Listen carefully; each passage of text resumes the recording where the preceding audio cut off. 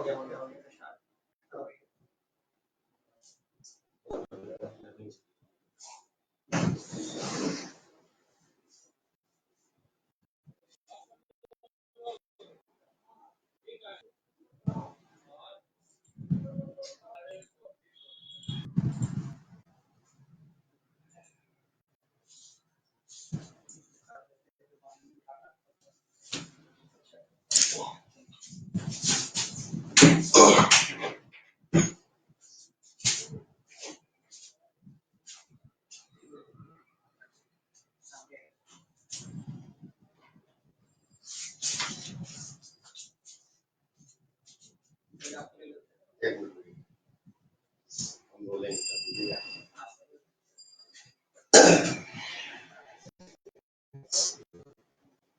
है।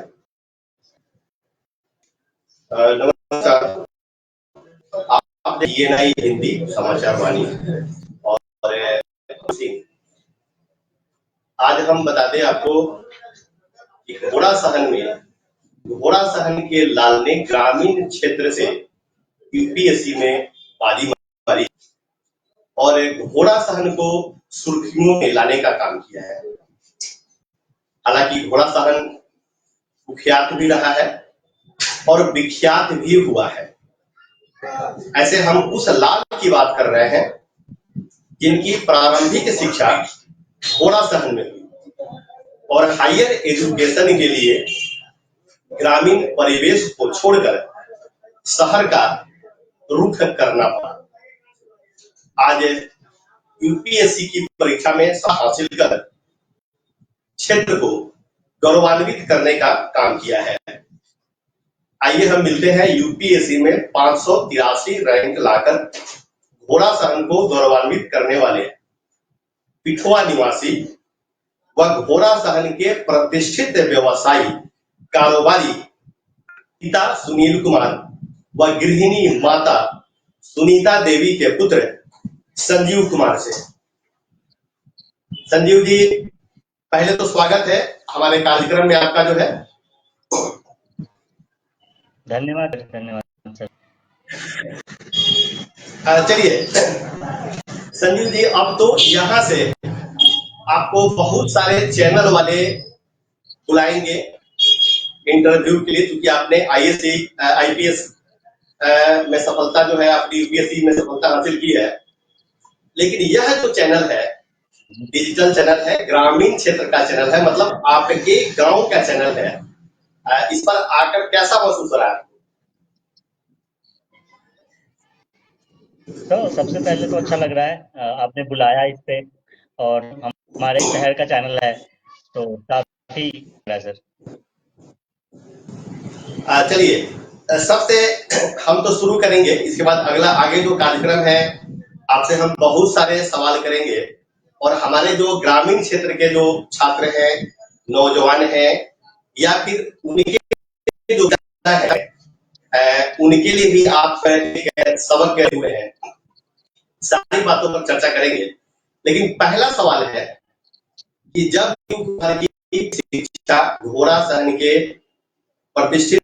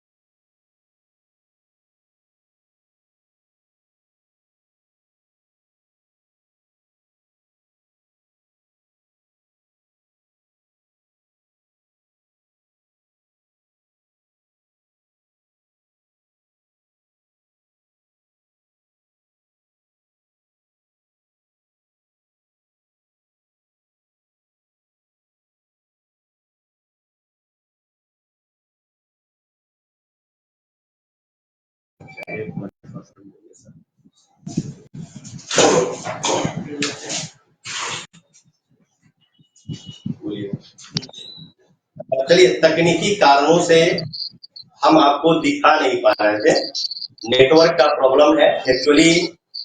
जो संजीव कुमार है अभी दिल्ली में है। चलिए हम फिर एक बार बता दें संजीव जी, जब आपने परीक्षा का परिणाम सुना और यह लगा कि आप इसमें सफलता हासिल कर चुके हैं,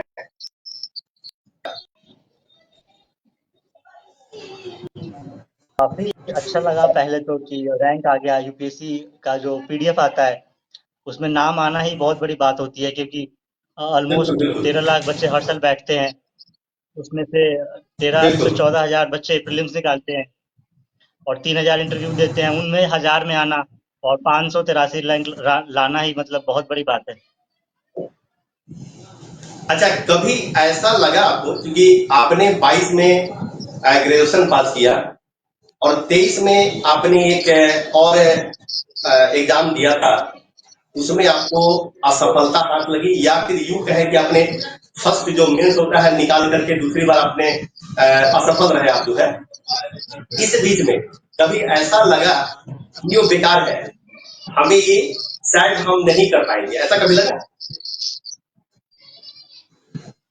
सर शुरू में जब रिजल्ट आता है मेंस का तो उसमें मार्क्स नहीं बताते कि कितने मार्क्स से आप असफल हुए हैं, क्या गलतियां हुई है। वो बताते हैं जब फाइनल सबका रिजल्ट आता है तो मार्कशीट रिलीज करते हैं।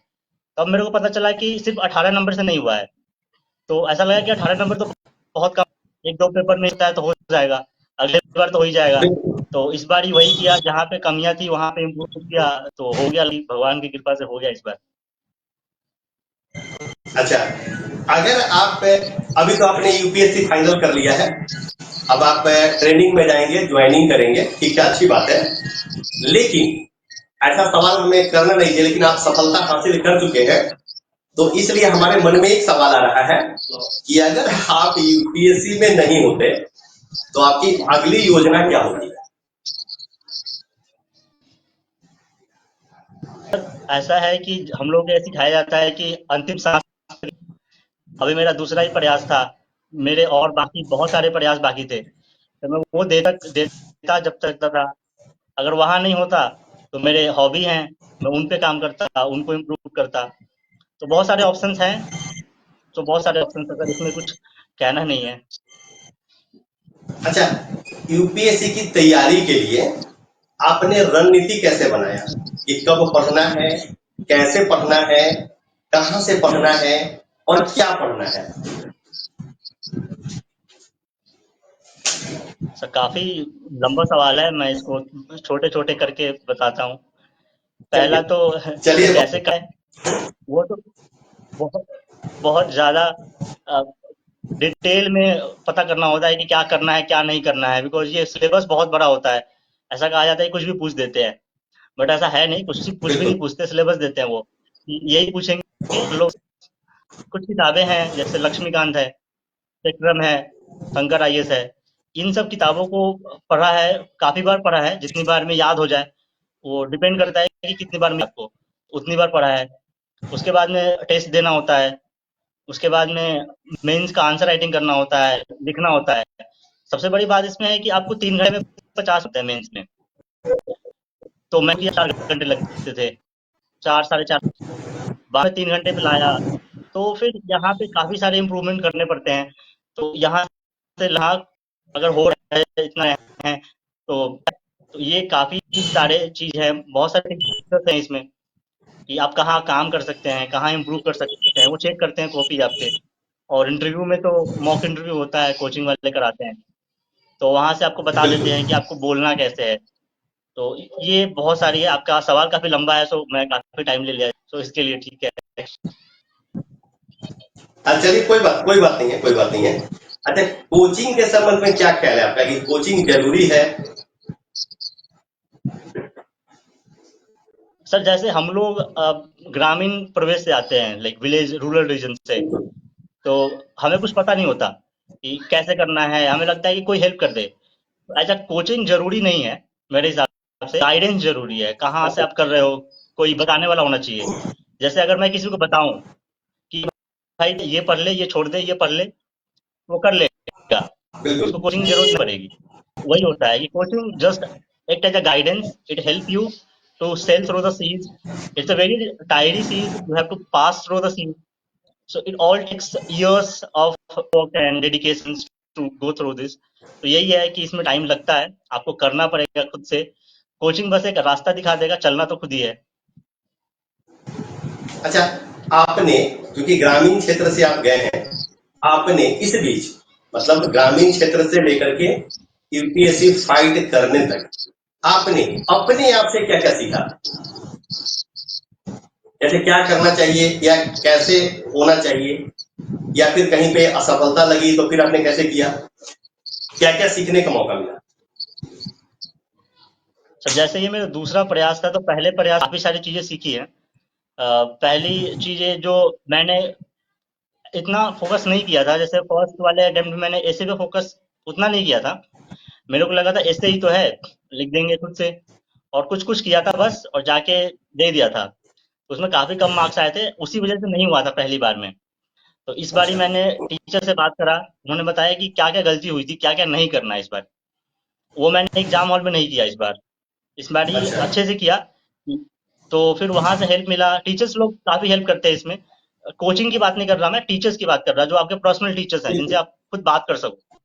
तो वैसे टीचर्स काफी हेल्प करते हैं, वैसे टीचर होना जरूरी है, वैसा कोई एक बिल्कुल। मेंटर होना जरूरी है। तो उनसे सीखा और उनसे फिर इस बार इम्प्रूवमेंट हुआ है काफी। अच्छा, ऐसा कोई विषय आपने जो यूपीएससी की तैयारी की जिसमें ऐसा कोई विषय जो आपको चुनौतीपूर्ण लगा? कौन सा ऐसा सब्जेक्ट है जिसमें? सर ऐसा ऐसा कोई सब्जेक्ट होता नहीं है, होना भी नहीं चाहिए इस एग्जाम में। अच्छा। बिकॉज अगर हो रहा है तो then you are already out of the race. तो सारे सब्जेक्ट को इक्वली टेक करना है, सारे को इक्वली प्रिपेयर करना है। And if you are taking कि हाँ ये हार्ड है, इसको छोड़ देते हैं, तो फिर सोच लो कि नहीं होगा भाई, तुम्हारा जाओ तुम यहाँ से, you are not going to give this exam. तो यही है कि you have to take equally everything, कुछ चीजें पे ज्यादा फोकस करना है। जी अच्छा, इस बीच जैसे आपने बोला कि कोई विषय इस टाइप का होता नहीं है मन में, चलिए अच्छी बात है। इस बीच क्या आपने सोशल मीडिया से दूरी बनाई, जैसे फेसबुक, व्हाट्सएप?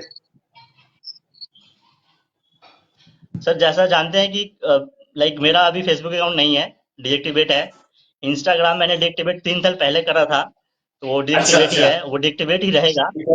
तो और मेरा ट्विटर नहीं है, वो डिलीट हो चुका है। तो ये तीनों नहीं है। और बाकी सोशल मीडिया पे नहीं हूँ। व्हाट्सअप है, टेलीग्राम है, because of messaging app, they are not social media. They are just to contact with the people whom you are close to and to take guidance from the teachers. So it's important to have something to talk.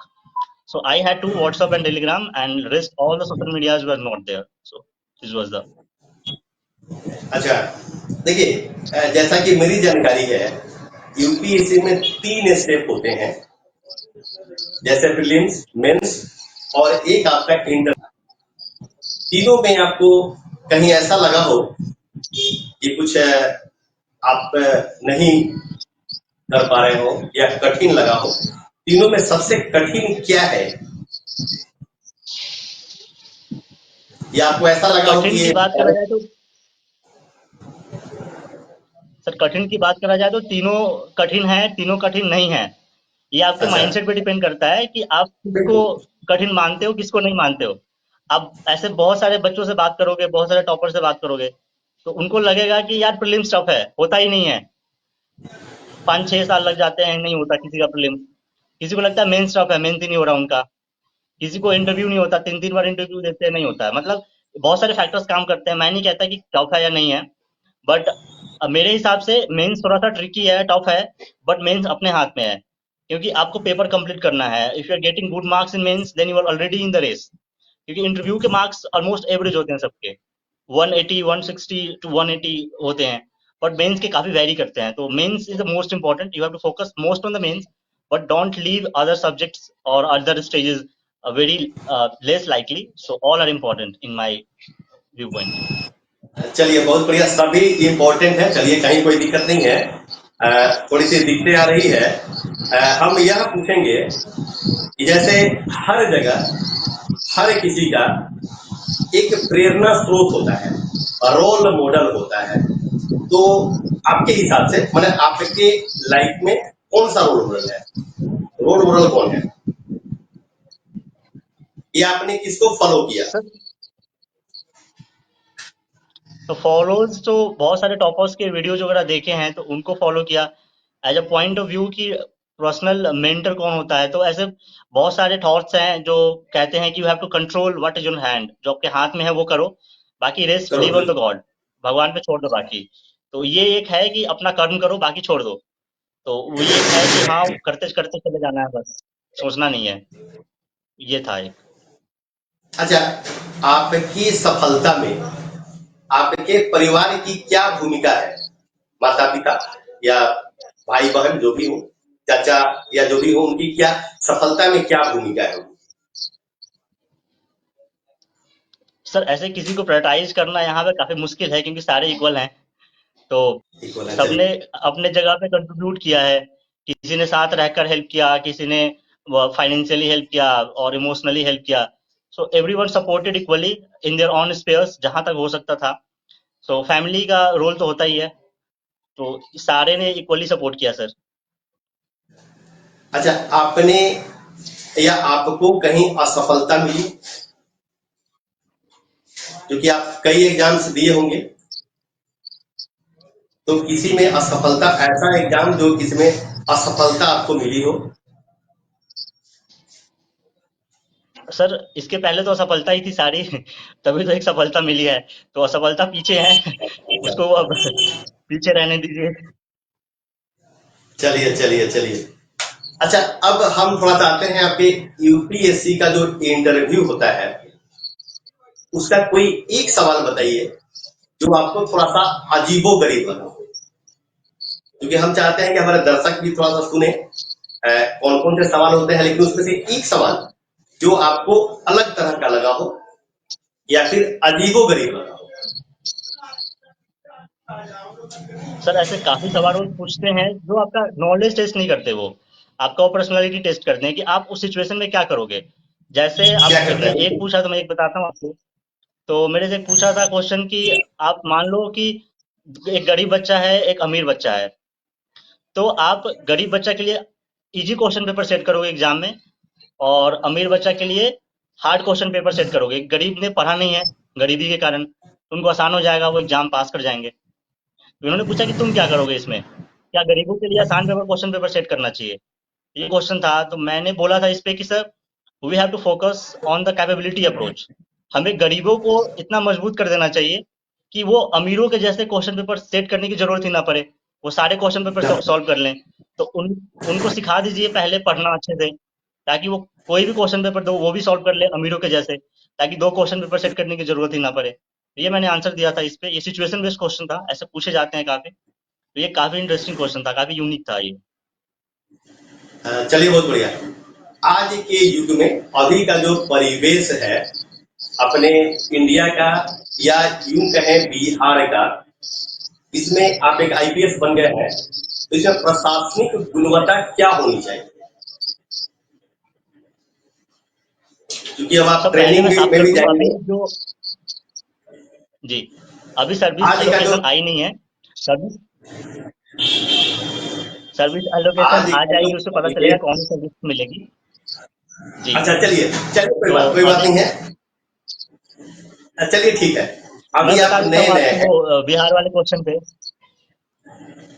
चलिए, अभी आप नए नए हैं, पहली बार आपकी training होगी, जी फिर आपकी पोस्टिंग होगी, ठीक है? तो आप कौन सा क्षेत्र चुनना चाहेंगे?